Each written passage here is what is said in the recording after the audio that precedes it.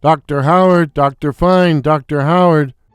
I'd been in the intensive care unit for months, on death's door, but now I was well again and ready to go home. But they wouldn't let me go. Dr. Dent, Dr. Blystone, and Dr. Van Zant didn't believe I'd recovered. I was supposed to be sick, and so by Crom, I was going to stay sick and die. But I was now a well man. I'd laughed myself back to health. What happened was this. I was at my lowest ebb and ready to cash in my chips when I received a series of nocturnal visitations from Stooges. First Moe Howard, then Larry Fine, and then Moe's bros, Curly and Shemp. Eventually, Joe Besser, "Oh, you!" and Curly Joe DeRita showed up, leading to a tsunami of visits from the other kings of classic comedy. Stan and Ollie, Bud and Lou, Harpo, Chico and Groucho, then the pantheon of greats, Chaplin, Keaton, Harold Lloyd, and Harry Langdon. I was even visited by such forgotten talents as Larry Seaman, Billy Bevan. As a result, I wound up laughing all night and laughing my way back to health. The laughter drove Nurse Jeannie, the hiccup queen, to distraction, and after a particularly raucous night, she unleashed a loud belch and collapsed into a nervous breakdown. But when I tried to explain this to the doctors, the three wise men, they wouldn't listen. Dr. Dent just shook his head. Dr. Blystone growled, "So you think you're well enough to go home, do you?" While Dr. Van Zant said, "You'll be lucky to live until morning." Who knows? Who knows how this impasse might have ended? For at that precise moment, for duty and humanity, three young men dressed as interns had burst into the room. Moe Howard, Larry Fine, and Moe's bro Curly. The men in black. "You sent for us, Captain?" Moe said to me. "These doctors won't let me go home," I complained. "Well, how do you find the patient, Doctor?" Dent asked Moe. "I usually find him under the bed." "Under the bed," growled Blystone. "All right, up on the chandelier," Larry answered. No, said Van Zant. "What do you intend to do for him?" "Nothing," said Curly. "What did he ever do for us?" "He can't live till morning," Blystone said.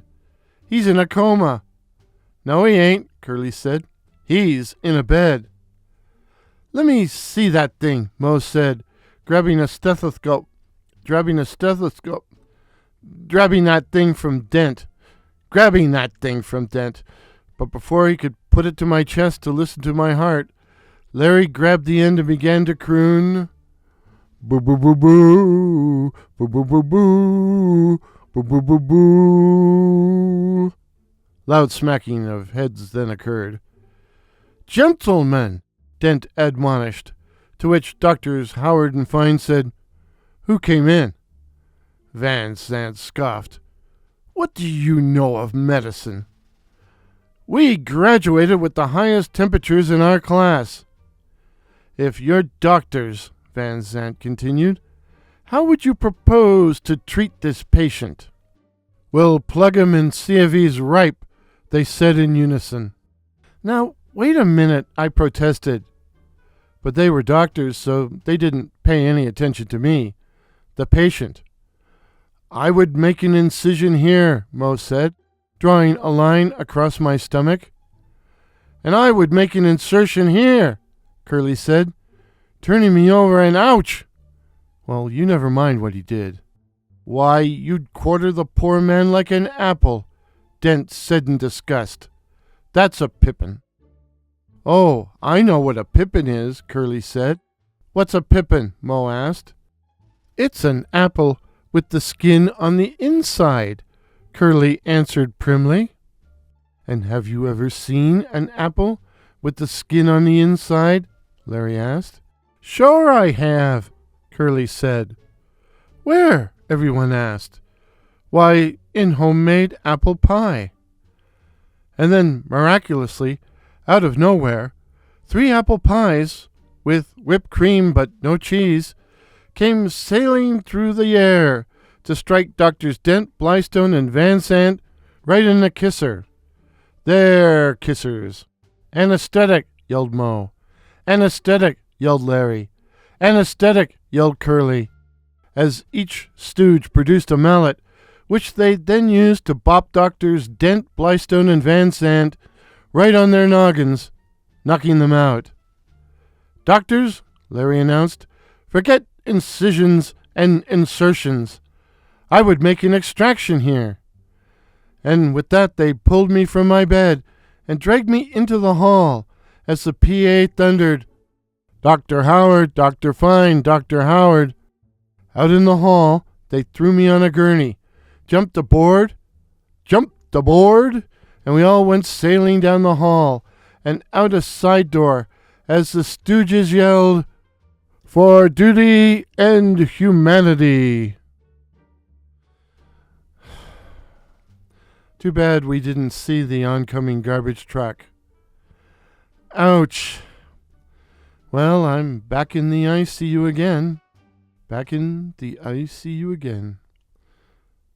Talk about adding insult to injury. A garbage truck. The moral of the story? Laughter is the best medicine.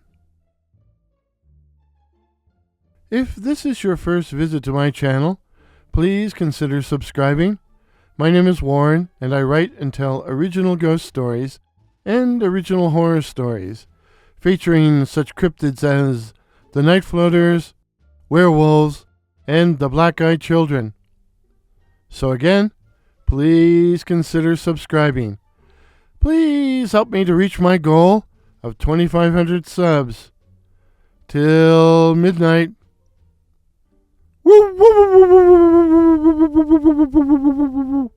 Nyuk, nyuk, nyuk.